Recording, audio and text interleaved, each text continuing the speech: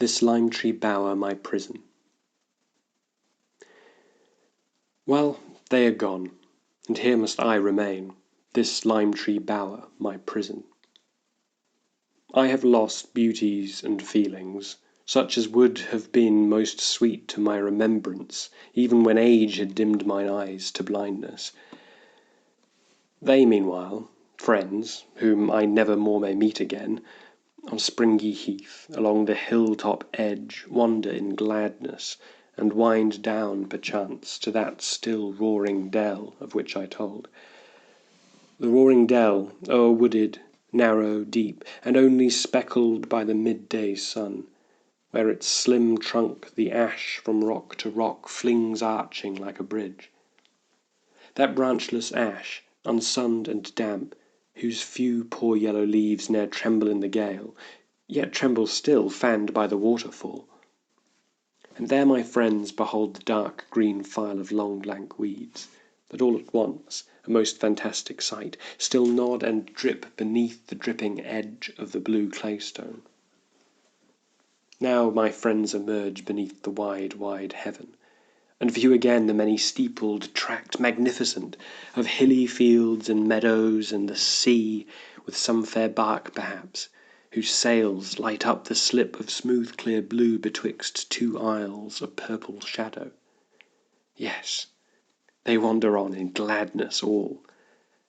But thou, methinks, most glad, my gentle-hearted Charles, for thou hast pined and hungered after nature many a year, in the great city pent, winning thy way with sad yet patient soul through evil and pain and strange calamity.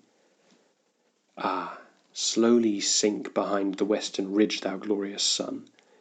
Shine in the slant beams of the sinking orb, ye purple heath flowers. Richly aburn, ye clouds. Live in the yellow light, ye distant groves, and kindle, thou blue ocean. So my friend struck with deep joy may stand, as I have stood, silent, with swimming sense.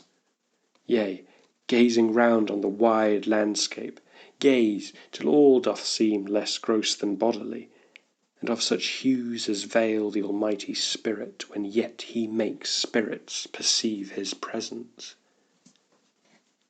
A delight comes sudden on my heart, and I am glad, as I myself were there.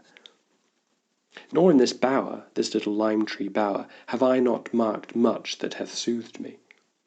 Pale beneath the blaze hung the transparent foliage, and I watched some broad and sunny leaf, and loved to see the shadow of the leaf and stem above dappling its sunshine. And that walnut tree was richly tinged, and a deep radiance lay full on the ancient ivy, which usurps those fronting elms, and now with blackest mass makes their dark branches gleam a lighter hue through the late twilight. And though now the bat wheels silent by, and not a swallow twitters, yet still the solitary humble-bee sings in the bean-flower. Henceforth I shall know that nature ne'er deserts the wise and pure. No plot so narrow be but nature there, no waste vacant, but may well employ each faculty of sense, and keep the heart awake to love and beauty. And sometimes 'tis well to be bereft of promised good, that we may lift the soul, and contemplate with lively joy the joys we cannot share.